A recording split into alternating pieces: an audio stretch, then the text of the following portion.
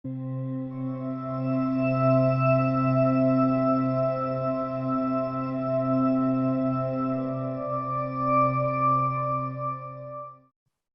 ¿qué tal? Bienvenidos a otro episodio más de El ABC. Hoy estoy aquí nuevamente con Jesús Vega y Fernando Chanes para continuar esta trilogía sobre el tarot.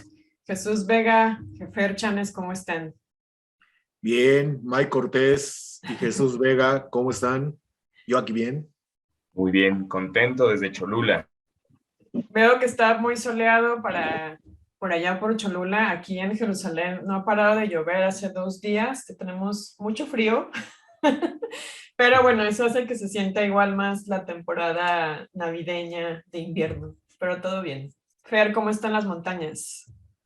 Extrañamente, para ser invierno, que por lo general es lluvioso, está lleno de sol, hace cierto frío, no mucho, estamos a 11 grados creo, pero con un sol maravilloso, los amaneceres están geniales. Entonces estamos en esta trilogía, Jerusalén, Cholula, Xocoyolo, Coetzalan, Puebla, Así ¿no? es. Y Y ya así, listos para escuchar qué nos tenían preparado en este episodio. Este episodio prenavideño también a todas y todos los que nos escuchan, pues felices fiestas. sí, de entrada, les habíamos mencionado que la intención de hablar por ahora en tres capítulos, en tres partes, de temas relacionados con el tarot, no desde algo especializado, sino al contrario, tratar de hacer una muestra de la historia de lo que entendemos por tarot. Por eso mismo, nos había interesado compartirles la parte histórica del tarot, en donde también aparentemente hay muchas especulaciones, pero también hay estudios muy serios. Por ejemplo, el de la doctora Helen Farley, que hace un trabajo muy interesante respecto a los orígenes históricos del tarot. Y es un poco de lo que vamos a hablarles hoy, ¿no, Jesús? Totalmente, mi querido Master Chanes. Hay muchas fuentes, muchas teorías. Como decíamos, esto es un gran misterio, como muchos de los grandes misterios de los que estaremos platicando en el ABC. El tarot es uno de muchos. Entonces vamos a tratar de ir revisando algunas teorías históricas de lo que hemos revisado, ¿no? Y ver, pues también compartir, como siempre hemos dicho, lo que no sabemos, ¿no?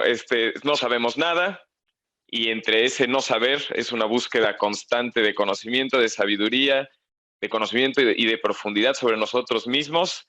Y en este compartir, pues vamos a ir revisando algunos escritos y algunos autores, como bien lo dices tú, Master Chanes, y compartirlos y también abrirlo a discusión de quienes nos escuchan, quienes tengan fuentes, quienes tengan teorías, quienes quieran compartir, más que bienvenido. Para eso es este espacio. Sí, claro. Sobre todo, no deja de ser un universo infinito en su simbología, como ya le hemos hablado varias veces, el tarot, pero también es un universo infinito históricamente. No cabe duda que hay que estar súper pilas para concentrarse en todas las referencias históricas, porque ya existen tratados que dejan perfectamente claras las fechas en las que lo que conocemos como tarot comenzó. Y eso es lo que vamos a tratar de mencionar hoy.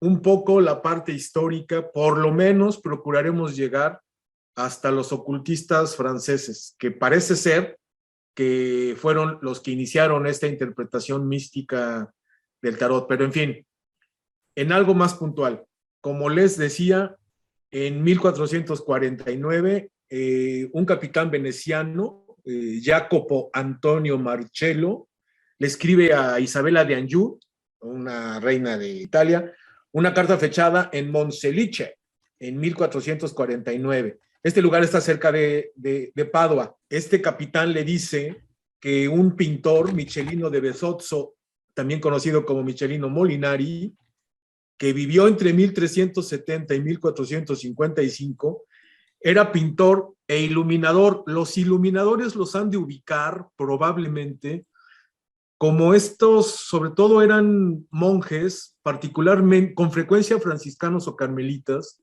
que en la Edad Media se encerraban en una torre o en un monasterio, por supuesto, y se ponían a iluminar, aquí en México le diríamos colorear, las ilustraciones, viñetas y decoraciones floridas a libros que en aquel tiempo, recordemos, estamos hablando de la prensa de Gutenberg, los libros se hacían a mano, eran un privilegio, sobre todo puesto en monjes, muy poca gente sabía leer y escribir, ellos particularmente, y entonces ser un iluminador era un trabajo muy especializado y que también se aprovechaba para ser crítico.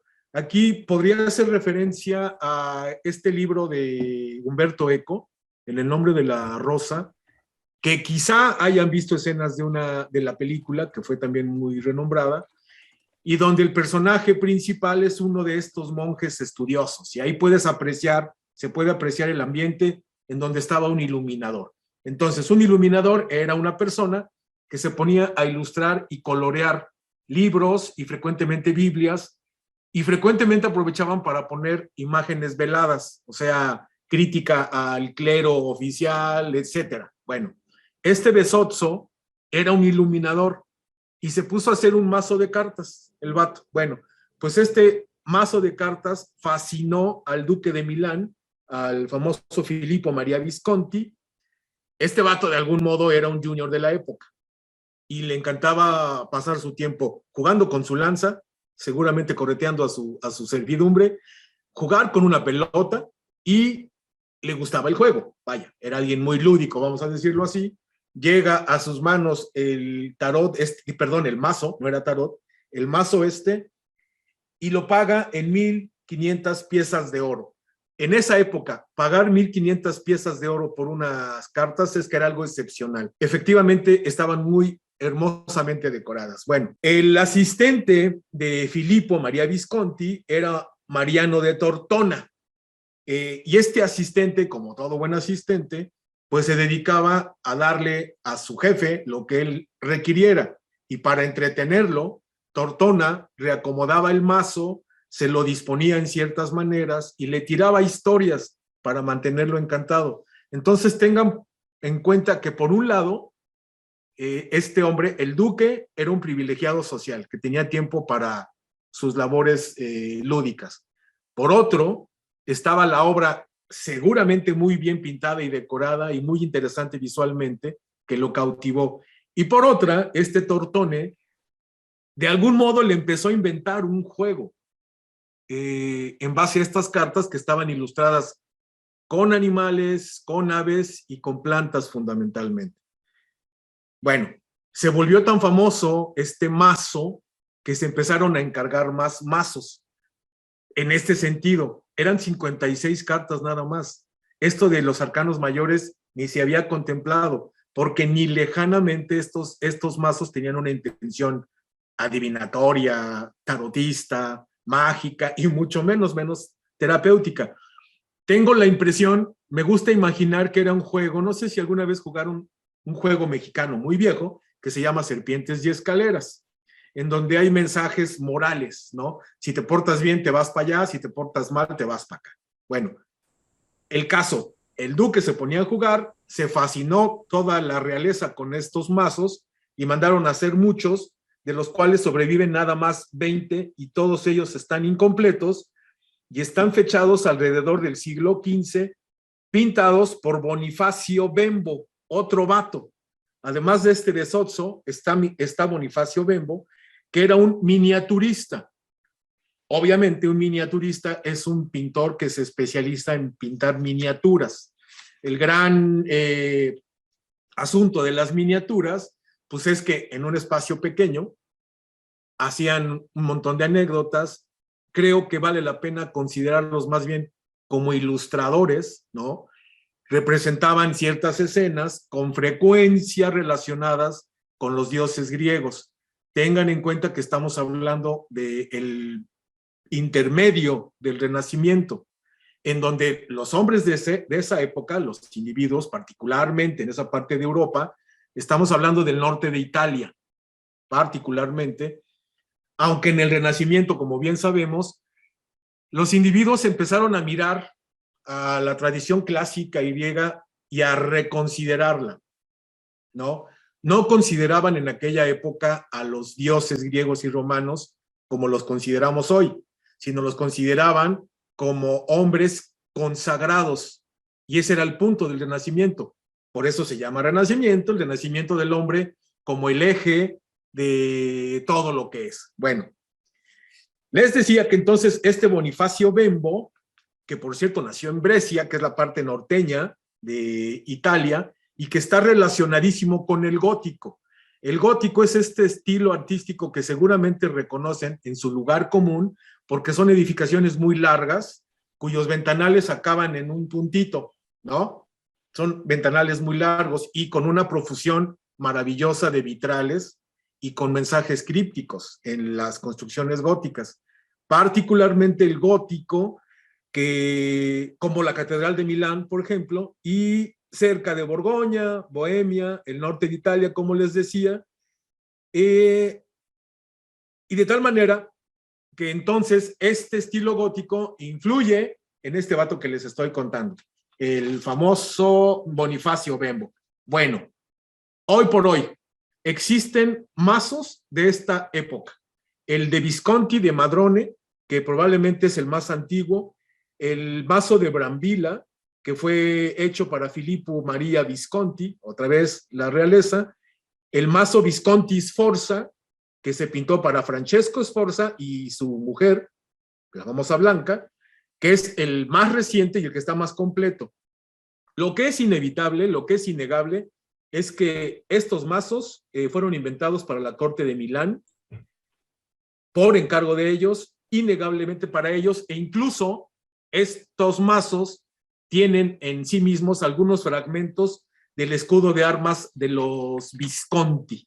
Desde la perspectiva histórica, es innegable el origen político de la realeza italiano, de lo que conocemos hoy por hoy como la mayoría de los mazos que ya terminaron siendo por otros asuntos que ya platicaremos cómo se fueron incluyendo e interpretando los dioses griegos y fueron evolucionando, por decirlo así, al menos modificándose, hasta volverse los personajes más interesantes del tarot.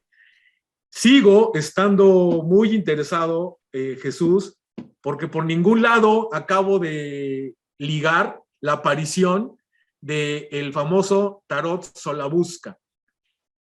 Lo hemos platicado, Jesús, en mi opinión, en mi muy humilde opinión, me parece que el tarot Solabusca, a mí me parece que fue hecho por alguien que le gustaba la pintura, que le gustaba el arte, que no tiene, sin embargo, todas las habilidades que se le exigían a un pintor, a un miniaturista, pero que tiene una gran capacidad simbólica. Pero por ningún lado acabo de encontrar referencias a este famosísimo tarot. Probablemente, e incluso he llegado a pensar que esta historia de que fueron descubiertas las placas de cobre en las que fue pintado, me animo a pensar que a lo mejor es hasta medio mítico eso. ¿Qué opinas, Jesús, del tarot, de lo que estoy compartiendo y lo del Solabusca? ¿Cómo la ves? Sí, se me hace muy interesante porque justo cuando tratamos de ir rastreando de dónde viene el tarot, pues nos lleva, ¿no?, a las familias italianas, al norte de Italia, ya lo habíamos dicho, ¿no?, principalmente en Ferrera, Boloña, Milán. El Solabusca en teoría fue en Milán. Dicen, por lo que hemos estudiado, es que en Ferrera, ya desde antes, más o menos en estos años, en el 1500, antes del 1500, 1480, 90, ya había un centro importante de producción de tarots, que se me hace muy interesante. Y el Solabusca aparece, por los registros que se tienen, tentativamente entre el 1490 y 1491. A diferencia, por ejemplo, del Visconti Sforza, de este tarot que estabas platicando, donde sí se ve las imágenes son proyecciones principalmente del día a día de las familias nobles italianas, a diferencia del Solabusca que apareció antes y que esto tiene un contexto no solo alquímico, cabalístico. La carta del 10 de copas es el árbol de la vida cabalístico, por lo que algunos estudiosos que ahorita del Museo de Brera recientemente han estado con la adquisición en 2009 de estas cartas que la familia Busca Cervolini vendieron, pues ya empieza a haber mucho más estudios. Pero si leemos líneas históricas, libros, normalmente el Solabusca no aparece. Son estudios recientes y a mí se me hace muy interesante porque además de que es, como habíamos dicho en el programa 2 del tarot, pudo haber sido la gran inspiración para Arthur White y Pamela Colman del tarot Rider. Además es un tarot que aparece de la nada en Europa, sí a cargo tentativamente, o por lo que se dice, de un pintor veneciano, con una técnica, como tú dices, muy particular, pero cuyo simbolismo es principalmente cabalista, alquímico y con personajes como Nabucodonosor y otros dioses griegos, romanos, grecorromanos, Paco, y hace mucha alusión a varias cuestiones incluso místicas de alquimia y de cábala, como decíamos, lo cual lo hace interesante y lo hace una línea muy diferente a otros tarots que solo reflejaban la cotidianidad de cómo vivían las familias italianas nobles. Este tarot, que además se regaló, fue un regalo de bodas de la familia Busca, Solabusca. Tenía una duda muy básica, si podrían explicar para aquellos que no estamos muy familiarizados con el tarot, ¿qué es un mazo? Entiendo que es una baraja de tarot, ¿correcto? Sí, de hecho, bueno, por un lado, un mazo es el grupo de cartas, ¿no? Okay. El montoncito de cartas. Se le puede llamar incluso, se llama mazo a un paquete de cartas de póker, carta española, baraja francesa, es un mazo. Cualquier grupito de cartas, incluso aunque no sean para esto, es un mazo. Precisamente es lo que estamos, bueno, es lo que nos tiene fascinados a Jesús y a mí. Probablemente el único que tenga una intención tarotista quizá haya sido el Solabusca. Y todavía le seguimos buscando y buscando. A mí me encantaría ver los originales en cobre. Hay una técnica de grabado, aquí estoy hablando de artes gráficas, que se llama grabado en el cobre. No sé si el Solabusca, las placas que se encontraron eran grabados en cobre y luego las pintaron para popularizarlo, pero insisto, parece que por sus personajes y por su simbología, probablemente el tarot Solabusca, cuya historia apenas estamos descubriendo y no está muy clara, probablemente sea el único que tuvo intenciones tarotistas. Los anteriores son simples mazos, ni oráculos. Son mazos que se usaban para jugar. Se popularizaron principalmente entre los soldados.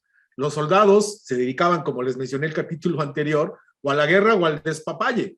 Y entre el relajo, pues se la pasaban, como todos los soldados, cuando no están en guerra, pues buscando a quién corretear y buscando con quién se entretenían, ¿no? Por eso se popularizó, porque además esta época en estos países se la pasaban en guerra. Todo el tiempo estaban buscando colonizarse unos a otros.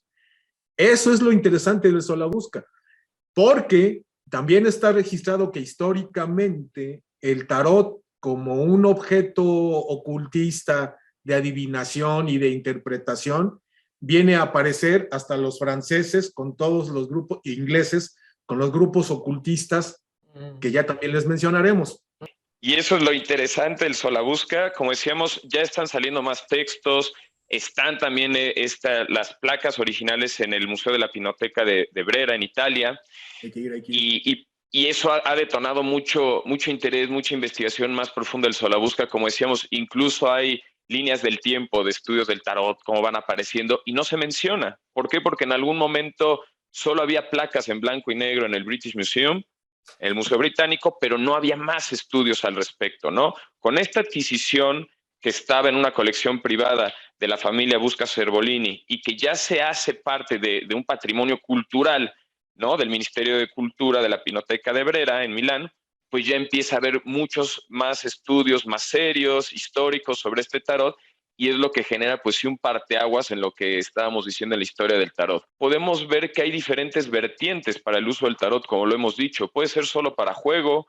Había familias italianas que incluso se narran, ¿no? Algunas historiadores sobre el tarot narran cómo incluso se podían mandar entre las familias nobles ciertos mensajes a través de cartas de tarot.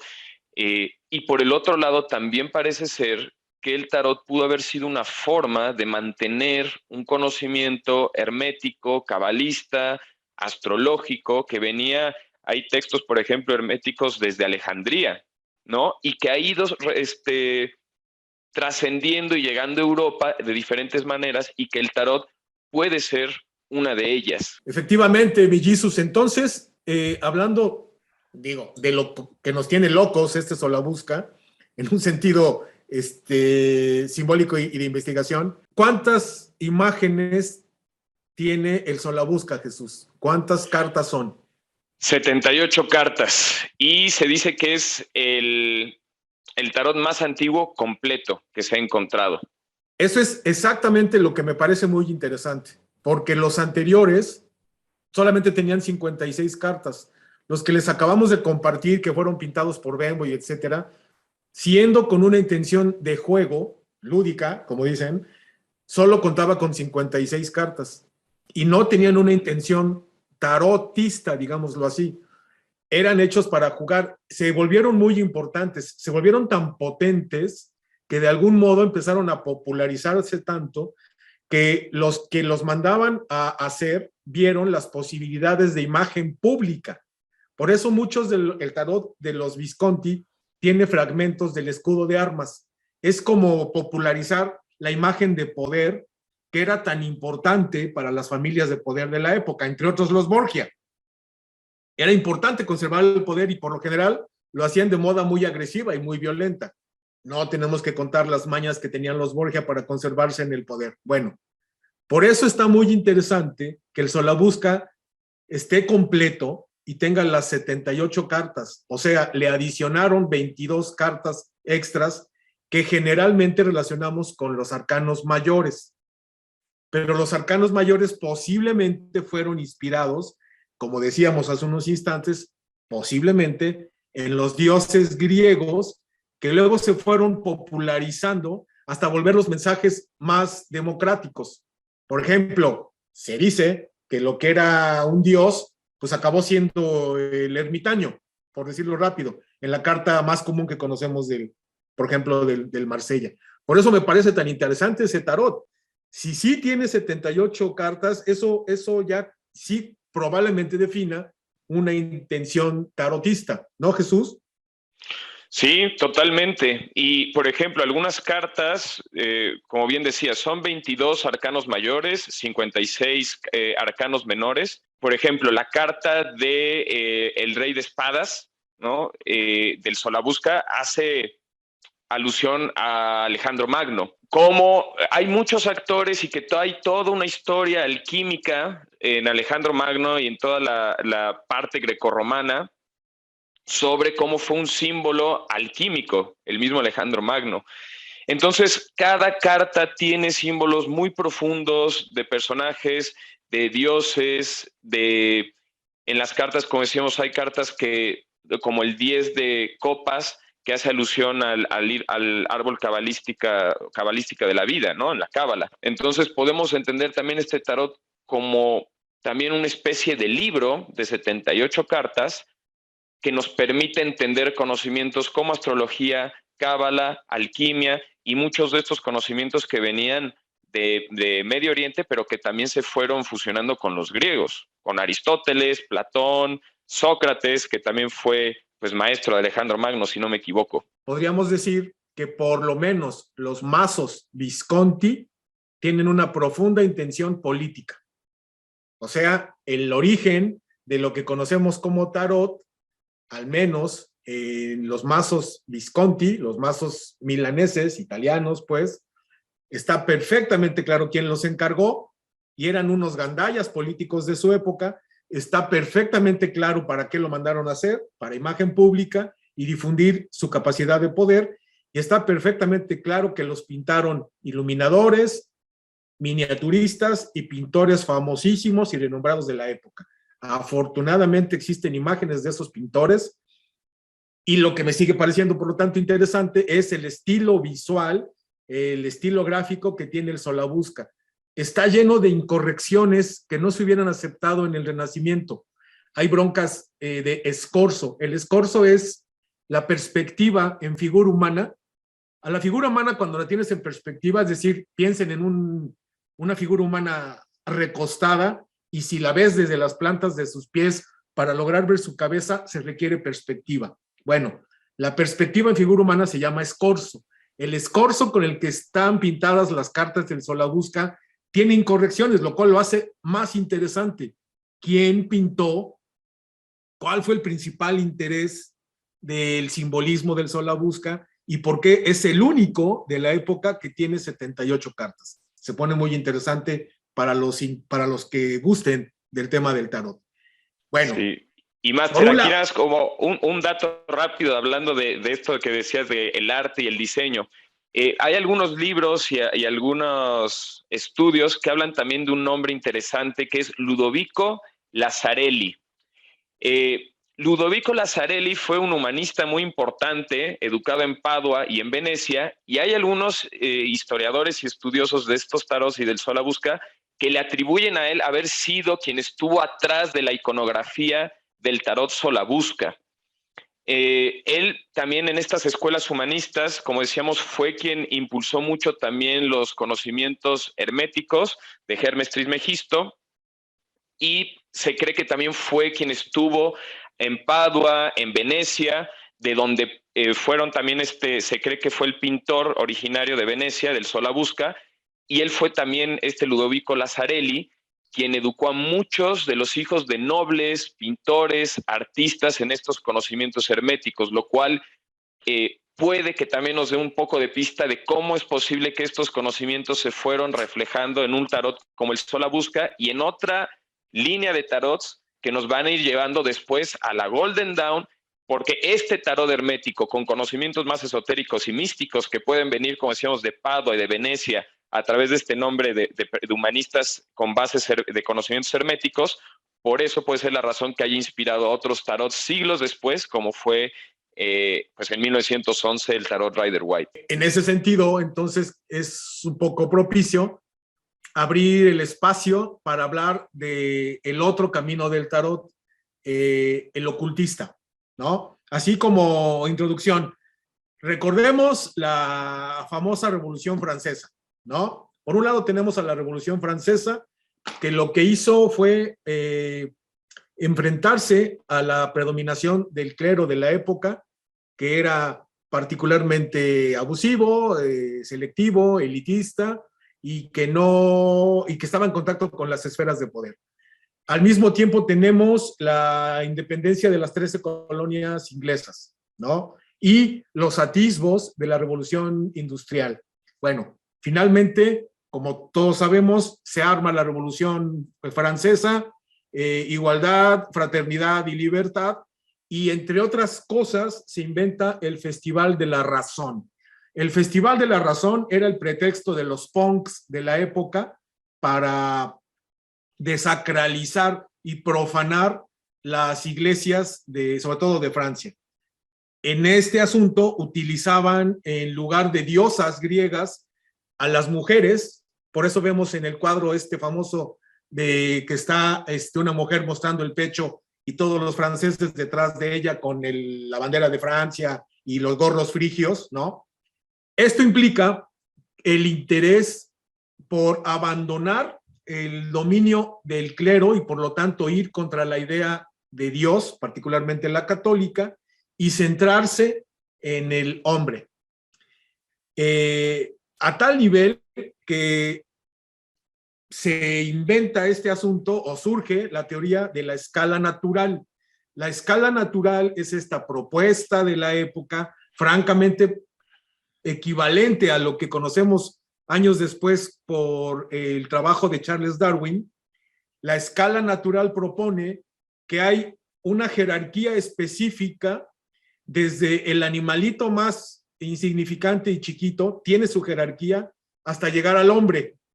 O sea, el hombre como la punta de la escala de la vida.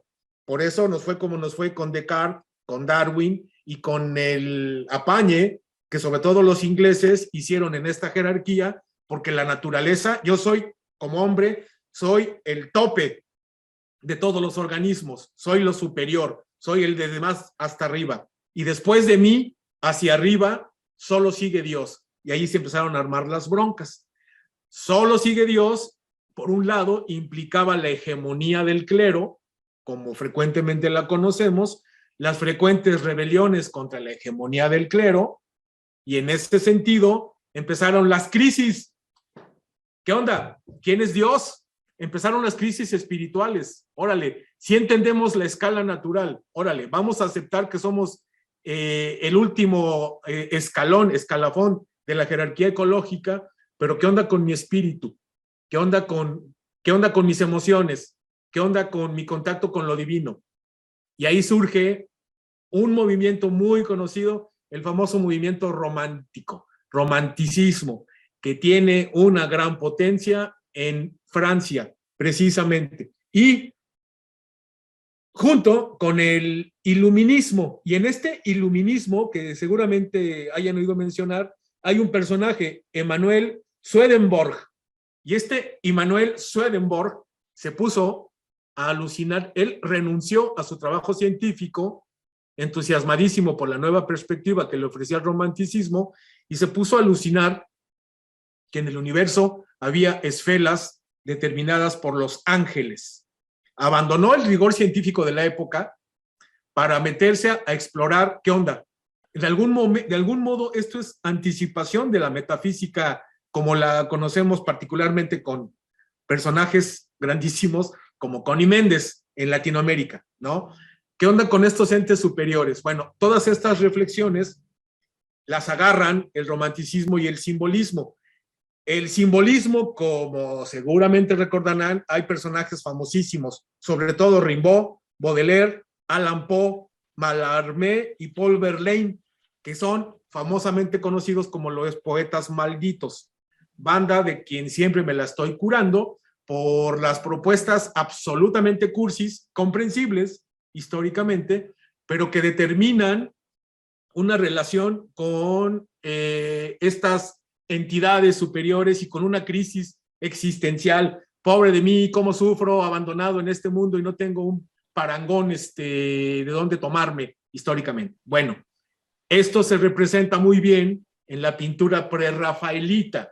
Si ustedes ven pintura prerrafaelita, pues siempre los personajes están llorando o tirados o sufriendo por aquí y por allá. Bueno, ¿a qué viene todo esto? En medio de este relajo aparece la sociedad teosófica y paralela a ella un personajazo que incluso tiene una película, Kardec. ¿Lo has oído mencionar, Jesús? Es de las primeras personas que se metió con la Ouija y que estaba muy metida con la mediumnidad. Lo que me parece interesante es ver cómo históricamente todo va tomando sentido. Sí hay manera de echarle un ojito al origen histórico de las diferentes propuestas de lo que conocemos como tarot. Y así, ¿qué onda? Sí, y regresando justo ahorita, retomando esta parte de la Golden Dawn, del simbolismo, de toda esta parte, regresamos también un poco a Uspensky. Uspensky fue muy importante, como hemos dicho, escribió libros, es de toda una ideología en temas de conciencia, que vienen desde Rusia, que pasó por Turquía, pasó por París, Londres. Uspensky dio muchas pláticas en Londres a historiadores, escritores, poetas, e influenció mucho, incluso dicen algunos nuevos tarots como el de Aleister Crowley, algunas ideas, igual que Eliphas Levi. En este libro de Uspensky sobre el tarot, y que ya lo hemos hablado, nos habla precisamente sobre el simbolismo, y dicen que quienes comprenden el uso del simbolismo en el arte saben de rasgos generales lo que significa el simbolismo para el tema oculto. Y nos dice que realmente el simbolismo es un entrenamiento y un adiestramiento mental para todos aquellos que están en el lenguaje iniciático. Y nos dice que en el sentido simbólico hay muchas formas de poder ir entendiendo las fuerzas ocultas de la naturaleza, del hombre, retomando todo lo que decías sobre el hombre, la divinidad y todo. Entonces, para comprender estos simbolismos, para comprender todas estas partes de la naturaleza, las fuerzas ocultas de la naturaleza, del hombre, de los seres superiores, lo que nos dice también en este lenguaje esotérico y oculto, que uno de los mecanismos y de los métodos más conocidos y eficaces de alguna forma, el tarot lo ve Uspensky, un grupo de personas, como uno de los métodos para poder ir entrenando a los iniciados en este lenguaje simbólico que viene oculto en el arte. Si nos vamos, por ejemplo, en museos, en obras y todo, vamos viendo, y no solo en las catedrales, cómo este simbolismo, y del que ya también podemos profundizar cuando hablemos, si queremos hablar de catedrales, como un libro de piedra abierto, con un montón de simbolismo sobre alquimia y conocimientos también ocultos. Si hablamos, por ejemplo, de otros temas que iremos hablando y del arte que tú, como artista, mi querido máster, también podemos ir profundizando, vamos viendo. Incluso el Museo del Prado de Madrid, si vamos entrando por los museos y por los pasillos, de repente vemos en las pinturas Vulcano y Los Ángeles.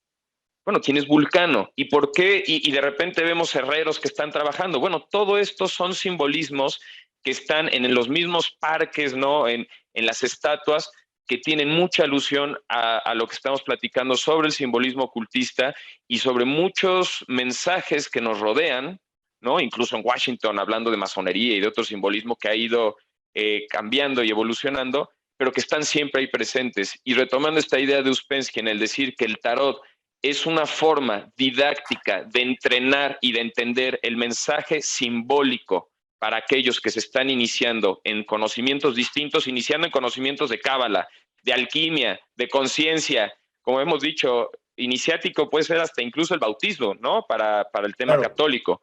Los Boy Scouts. Pero es exacto, como muchos de estos grupos que también estuvieron muy relacionados con la Golden Dawn, como Uspensky, la gente del Cuarto Camino, ven al tarot como un mecanismo y como un método para poder entrenar a los iniciados en ir entendiendo el lenguaje simbólico a través de 78 cartas, que parece que tiene mucha relación con el Solabúsqueda y con el principio del Solabúsqueda de esta escuela humanista y hermetista que estuvo en Padua y en Venecia. Claro, sí, la gran aportación de Uspensky es, en mi opinión, haber dado este giro de interfaz, como sigo insistiendo que vale la pena ver al tarot como una interfaz, independientemente de las habilidades de la persona, lejos del sentido mágico o adivinatorio, verlo como una interfaz para el diálogo personal. Uspensky, desde su habilidad psicológica, hace esa aportación, pero creo que no hay que dejar de ver la mala interpretación que hicieron los franceses al inventar historias y etimologías, particularmente para el tarot egipcio. Son muy importantes sus aportaciones, son muy sinceras, no son malintencionadas, pero son muy ingenuas. No eran especialistas en egiptología, ni siquiera se había descubierto la Rosetta y todavía no aparecía Champollion, y estos vatos ya se habían animado a dar su interpretación, y eso medio deformó, hizo cierto mito alrededor de lo que conocemos como tarot. Sin embargo, hay personajes muy importantes. Antoine Coeur de Gébelin, que ya conocemos, está muy relacionado con el tarot de Marsella. Eteila, Jean-Baptiste Altet, que le cambió el nombre y lo volteó y se puso Eteilla, está muy relacionado con la cartomancia. Eliphas Levi está muy relacionado con la magia, y el famoso Papus, que se llamaba Gerardo Anacleto, creo que está mejor llamarse Papus, como no se va a poner Papus con ese nombre, Gerardo Anacleto Vicente Encos, y que estaba muy relacionado con la adivinación. Lo que me parece interesante, una vez más, además del universo complejo simbólico del tarot por sí mismo, el universo histórico de personajes, de conexiones, de referencias, particularmente en Occidente, que es en donde está la historia del tarot. Insisto, esto nos hace cuestionar si la mayoría de la historia del tarot ha sido en Occidente. Se pueden cuestionar perfectamente bien los arquetipos. En el tarot, lo que entendemos por arquetipos representados en los arcanos mayores, de ninguna manera son universales, son occidentales, no jalarían en la otra parte del mundo. Y así, entonces nos damos cuenta del interesantísimo, complejo, laberíntico universo del tarot y su historia. ¿No, Mike? Sí. ¿No, Jesús? Totalmente. Y para ir concluyendo, nada más es un tema muy interesante, da para más. Será bueno ir cerrando esta trilogía. Ya hablamos la primera con una introducción al tarot, la segunda una revisión de los principales tarots, la tercera un poco de las ramificaciones que fueron tomando y cómo fue llegando también a Europa. y vemos que hay muchos usos, por lo que hemos revisado, ¿no? Está el uso para las cortes y para los nobles de Italia y Francia, para mandarse mensajes, como una parte también entre los soldados más lúdica. Está también la parte formativa de las escuelas de Padua, de Venecia, que retomaron algunas otras personas como una especie de estudio para poder incursionar en astrología, en hermetismo, en magia, en alquimia, que mucho de la Golden Dawn retomó también esta línea, y que muchos de ellos lo ven como su origen, lo rastrean hacia Alejandría y Egipto, donde hubo esta unión de cristianos, judíos y egipcios. Entonces, al final, para ir concluyendo este tema, vemos que el tarot tuvo mucho impacto en las cortes, o sea, en todos los estratos sociales. Ya hablamos de soldados, hablamos de hijos de nobles que se educaron en ciertas escuelas en Italia y en otros lugares. Hablamos en escuelas de iniciación que existían desde los romanos, ¿no? Hablamos como un tema de educación, como un tema, como decíamos, de diversión, de comunicación entre las altas clases sociales europeas, y que también fue viéndose también no solo como educativo y como de diversión, también con una parte de magia desde la Golden Dawn, una parte de alquimia y un resurgimiento de otros temas más místicos, complejos, adivinatorios, que al final cada persona puede ir tomando cuál es su versión, cuál es su significado con el tarot y para qué lo voy a usar. Si alguien quiere usar o guiarse de lo que hemos hablado en estas 3 trilogías por la parte adivinatoria mágica, ok, hay un camino para eso, hay libros para eso. Está la parte terapéutica, está la parte del desarrollo personal, que creo que es la que nosotros le apostamos más, y para una reflexión personal, de autoconocimiento, desarrollo y, por supuesto, de abrirnos a otros conocimientos que vienen impregnados en el tarot, como decíamos, cábala, astrología, hermetismo y muchos otros temas. Genial, muchísimas gracias. Sí, yo no tengo mucha idea del tarot y para mí fueron 3 sesiones intensas sobre no solo la historia, pero como comentaron, usos prácticos del tarot, y creo que lo que me llevo de esta trilogía también y como recomendación para aquellos que estamos empezando en esto del mundo del tarot, es muy importante, o algo que me ha servido mucho, son todos y cada uno de los nombres que han mencionado, las personas, los grupos, ir haciendo un poco de investigación, quiénes fueron estas personas, porque nos puede dar un preámbulo de lo que estaba sucediendo y los tiempos en los que lo que estaba pasando en esa época y cómo fue evolucionando el tarot. Así que les agradezco mucho por esta super trilogía. Así que por acá nos pueden encontrar cada viernes, misma hora, mismo canal. Y el próximo año con nuevos invitados. Fer y Jesús han estado ya en pláticas con expertos. Les deseo, Jesús y Fer, feliz año. Vamos a estar sacando este episodio cerca al 31 de diciembre. Y Jesús. Master. Bueno, yo de mi parte, claro, pues desearles muy felices fiestas a todas y todos los que nos escuchan. Nos sentimos muy próximos, agradecemos siempre sus comentarios, sus pláticas, nos sentimos muy cercanos a todas y todos ustedes, y desde aquí, desde allá, desde cualquier dimensión les mandamos un gran abrazo y esperemos que podamos seguir compartiendo. En este cierre de año les regalamos un poco de plática, de compartir, y el 2022 es un número maestro, será de mucho conocimiento y nos esforzaremos para también seguir compartiendo con otros especialistas, como ya lo dijo May, más conocimiento, más temas con especialistas para ir abriendo mucho más esta caja de Pandora en un buen sentido. Ese será nuestro regalo para el 2022 para todas y todos ustedes. Sí, claro, yo les celebro junto con toda la banda la reunión con la tribu que quieran, con la familia, con los amigos. Celebro muchísimo el pretexto de la Navidad, pero también les pido que en algún momentito de Navidad, aunque estén en medio de algunas copas y de una opípara cena, recuerden que este asunto de la Navidad, pese a las inexactitudes en las fechas, finalmente es el símbolo de un gran ser humano, un gran maestro iniciado que llegó a este mundo a darnos una oportunidad para reconectar con nuestra capacidad divina. Entonces está padre celebrar en familia con Navidad, y también me parece muy justo recordar con aprecio y con el mayor amor posible a este gran maestro iniciado que nació para darnos un chance de volver a renacer como humanidad. Felicidades a todos.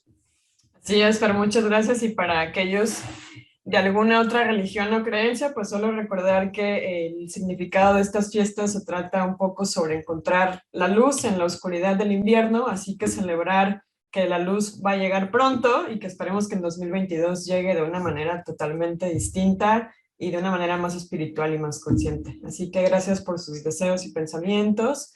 Nos vemos el próximo viernes. Feliz año a todos y gracias nuevamente, Jesús y Fer. Gracias a ti, May. Gracias, mi Jesus. Gracias, May. Gracias, Master Chanes. Y gracias a todas y todos los que nos escuchan. Un abrazo.